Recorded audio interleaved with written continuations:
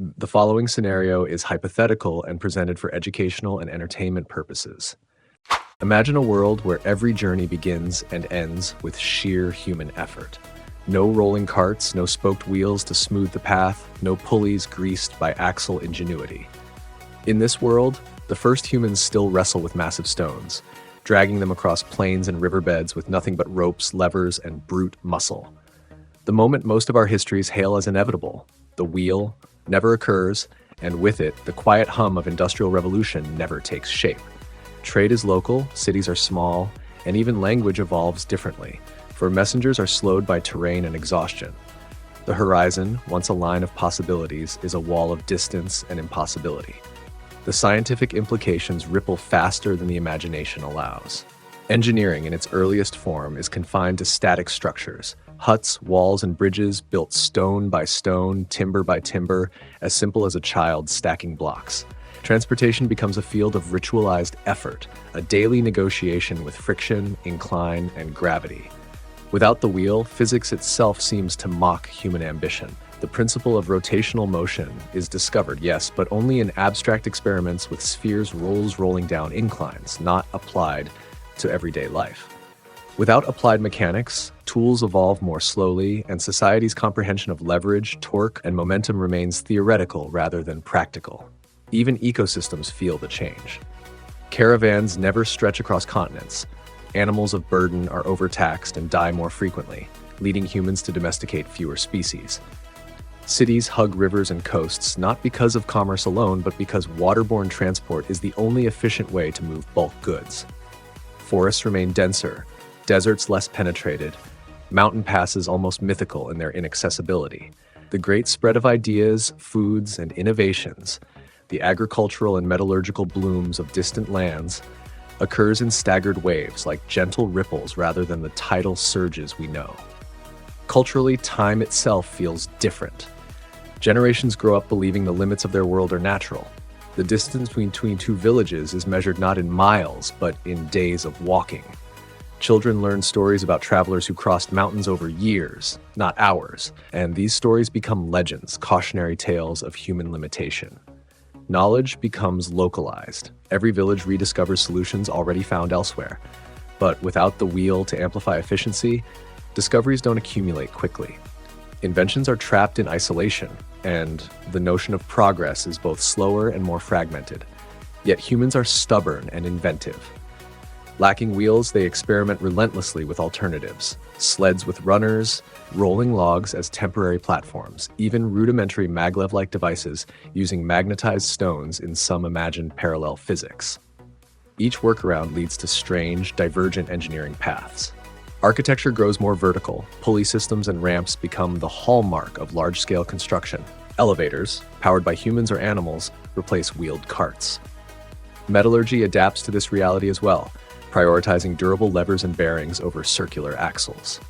In some regions, complex mechanical contraptions appear, strange hybrids of lever, rope, and gear, which feel alien to us because the foundational simplicity of rolling transport never exists. And yet, paradoxically, society adapts. Trade, though slower, becomes ritualized. People develop acute spatial awareness, mapping terrain meticulously. Mathematics leans heavily toward geometry and balance rather than motion, and physics textbooks, if they even exist, describe a world in which friction is the ultimate barrier, not an obstacle to be overcome by wheels. Art and literature reflect this constraint. Epics are measured in distances walked, sculptures in precarious balance, and music perhaps in rhythmic exertion, echoing the ceaseless human march across unmoving landscapes. But then a question begins to whisper through this wheelless world. If humans can simulate motion with levers, logs, and pulleys, could there be another way to circumvent distance entirely?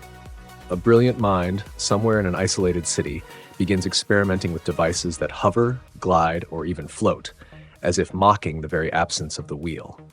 Science pivots not toward replication of the missing invention, but toward entirely unforeseen principles, physics unbound by rolling rotation. The shadow of the wheel, imagined but never realized, begins to haunt human ambition in ways history never prepared them for. By the 3rd century of this wheel-less civilization, cracks begin to appear in the grand human experiment. Villages remain insular. isolated by mountains, rivers, and dense forests that would have been trivial to cross with carts and wagons. Trade is a delicate ballet of human endurance. Every good that moves must be portaged by hands or beasts, slow enough that perishable items rarely survive. Silk, grain, spices, luxuries we take for granted in our history, remain local curiosities traded over weeks, months, or even years. Cultural exchange becomes a patchwork, a mosaic of communities growing largely unaware of their distant neighbors, their inventions discovered repeatedly, like echoes of the same thought bouncing in parallel caves. Education and knowledge sharing suffer most. Libraries exist, yes, but books are rare treasures, hand-carried from one city to the next. Written language evolves differently. Shorthand and mnemonics dominate because transporting bulky codices is impractical. Scholars rely on oral transmission and improvisational devices, memorizing formulas for constructing bridges or raising massive stones. Scientific communities form, but they are slow-moving, scattered, and competitive in ways that hinder cooperation. Ideas that would have gone viral across continents remain trapped, becoming local legends rather than global truths. Yet humans adapt with ingenuity bordering on obsession. Roads remain narrow trails, not paved avenues, and rivers become the arteries of civilization. Canals are dug painstakingly, small enough for rafts but never wide enough for rolling wagons. Cities are built vertically where possible, with pulleys, ramps, and cranes replacing the efficiency of carts. Some societies prioritize stamina over invention. A culture of endurance walkers emerges, revered for their ability to move heavy loads across long distances, their daily routines a ritualized testament to human perseverance. However, the first major crisis is unavoidable. The interconnectedness of the world reaches a tipping point. Without wheeled transport, the time it takes to deliver food, medicine, and materials grows unsustainable. In a particularly fertile valley, a fungal blight destroys the wheat crop. Carried by foot and raft alone, relief cannot arrive in time. Starvation spreads, and with it, civil unrest. The disaster is not local. It ripples across the region, compounded by the impossibility of rapid communication. What would have been a minor agricultural hiccup in a wheeled world escalates into famine and revolt. The societies begin to fracture, isolated states struggling to survive under their own inertia. Meanwhile, in distant cities, ambitious engineers experiment with radical solutions. Mechanical platforms suspended on networks of ropes, sleds reinforced with metals, even primitive conveyor systems begin to appear. Some hover above the ground on jets of pressurized air or magnetized surfaces, concepts that feel like science fiction, yet arise naturally because humans are desperate to overcome the tyranny of friction. These inventions are limited, imperfect, and dangerous, but they hint at a world that might bypass the missing wheel entirely. Politically, empires fail to consolidate. Armies march slowly, supply chains crumble, and distant territories become ungovernable. Diplomats travel months to deliver messages, often dying before negotiations conclude. Borders stabilize not from treaties or conquest, but because geography itself enforces isolation. The grand alliances and sprawling civilizations of our history never appear. Instead, dozens of microstates survive by intimate knowledge of terrain, endurance, and resource management. Cities once destined to become capitals of global influence are now quaint, isolated trade hubs, their ambitions curbed by physical impossibility. And yet, curiosity persists. Tales circulate of a lost, perfect machine that could make objects roll effortlessly, a fable known as the wheel. Some visionaries attempt to recreate it from memory and theory, building circular platforms that stubbornly refuse to function under weight. The dream tantalizes engineers across generations, a tool that could transform society overnight if only it were possible. Some begin to theorize alternative solutions, bending physics itself, anti-gravity platforms, magnetic levitation, and even bioengineered creatures trained to glide on synthetic surfaces. The cliffhanger emerges naturally. A young engineer, working in a remote cliffside city, discovers a fragment of an ancient design, something resembling a wheel axle. It is incomplete, corroded by centuries, but she senses its potential. If she can rebuild it even partially, it might unleash the first breakthrough in a world that has never known rolling motion. Yet the risk is colossal. Attempting to test the device could destroy her workshop, ruin her reputation, or provoke political turmoil if word spreads that someone is tampering with forces the world isn't ready to harness. The moment the wheel, or something resembling it, reappears in this fractured world, everything trembles. Word spreads slowly at first, whispered along mountain paths and river trails, a rumor of a circular device that could move loads effortlessly. Merchants gawk at the demonstration. A single axle, a wooden disc, a load sliding smoothly across planks. Some think it witchcraft, others a trick of the observer's mind. But as the engineer rebuilds and refines her creation, the impossible becomes undeniable. Objects can roll. Humans can carry more, faster, and farther than ever before. The implications are immediate and profound. Commerce explodes unpredictably. Trade routes once impractical, valleys, deserts, and mountain passes suddenly awaken. Goods flow across regions previously isolated, bringing luxury, knowledge, and new forms of competition. Cities swell overnight as labor that once spent hours hauling now accomplishes in minutes. With the wheel, distances shrink and ideas leapfrog the slow, arduous march of memory-based transmission. Libraries overflow as scholars rush to share and acquire texts. Mathematics adapts. Rotational dynamics, torque calculations, and mechanical leverage dominate engineering schools. The wheel doesn't just simplify life, it accelerates intellectual evolution itself. Yet this newfound power carries consequences no one predicted. Famine-stricken regions suddenly have access to surplus food from distant lands, but markets destabilize. Local producers who thrived in isolation are outcompeted by faster-moving imports. Inequality surges as those who control wheeled transport monopolize trade corridors, while isolated regions scramble to catch up.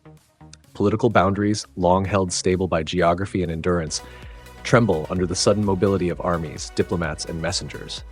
Wars ignite, not from ideology alone, but because the logistics of conquest have changed overnight. Culturally, the wheel rewires human perception. For generations, people believed distance was a fixed, insurmountable limitation. Now, as they witness loads moving effortlessly, ideas traveling in days instead of months, and landscapes shrinking under rolling platforms, the very concept of time feels altered. Myths about heroic endurance, stories of walking weeks across deserts to deliver a message, lose their weight. Society grapples with a new understanding. The world is vast, yes, but not immutable. And yet the first attempts are chaotic. Early wheeled vehicles are crude, prone to collapse under weight or terrain. Cities erupt in debate over roads, maintenance, and safety. The political elites scramble to regulate this technology, fearing both social upheaval and the threat to their entrenched power. Merchants form guilds, engineers create standards, and military strategists develop wheels for siege engines, signaling a sudden militarization of logistics. The promise of the wheel is thrilling, but it is also volatile, untested, and capable of amplifying both prosperity and devastation. The first climax comes when a major city, previously unreachable for months, is suddenly besieged by forces using rolling supply trains. The defenders, skilled in endurance but inexperienced with wheeled logistics, cannot adapt. Armies that once faltered due to fatigue now arrive fast, coordinated, and lethal. The city falls in days, a tragedy amplified by the speed of the wheel, a technology simultaneously liberating and destructive. Civilization realizes with both awe and terror that the wheel is not a mere convenience. It is a force multiplier, reshaping politics, economics, and warfare in a heartbeat. And yet, in a quiet workshop far from the battlefield, the young engineer smiles. She watches her creation roll across wooden planks, unaware of the immediate chaos it has unleashed, focused only on the deeper promise, a future where humans can finally imagine motion itself as limitless. The cliffhanger lingers in the air. If the wheel can reshape one city, one region, one continent, what happens when it spreads globally? Can humanity wield it wisely, or will this singular invention, absent from millennia, be the spark that finally tears civilizations apart? As the wheel spreads across continents, the pace of life accelerates in ways no one had ever imagined. Trade routes crisscross formerly isolated regions like arteries pulsing with goods, ideas, and people.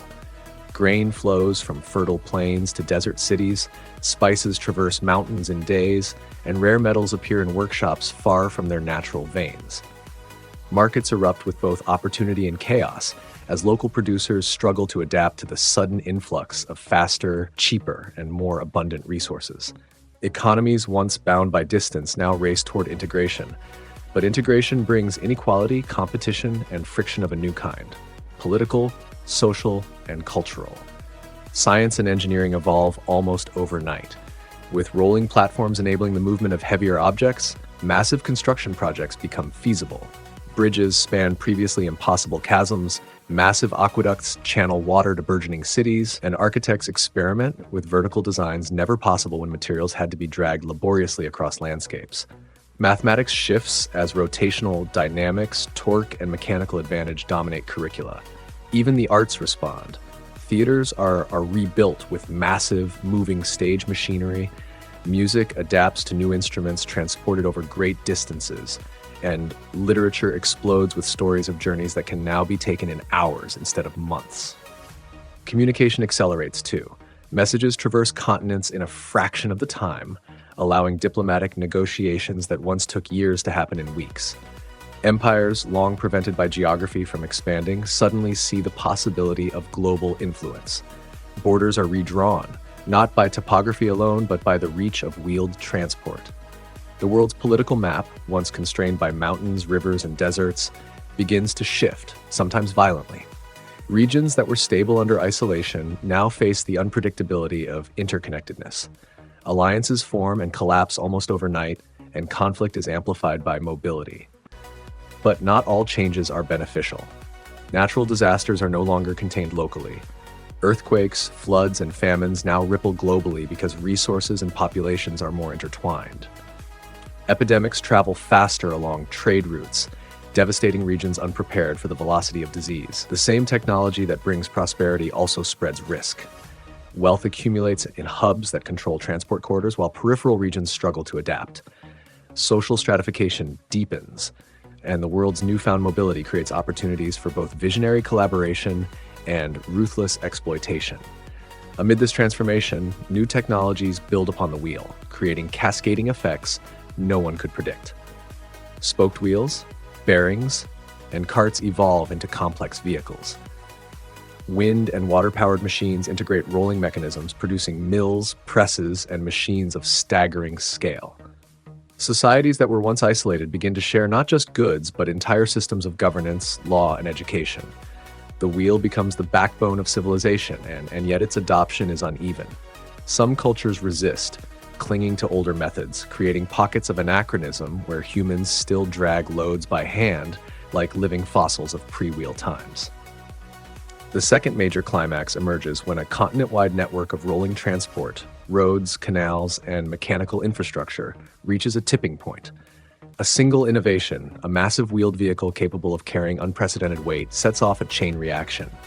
Empires suddenly collapse under the pressure of rapid mobilization.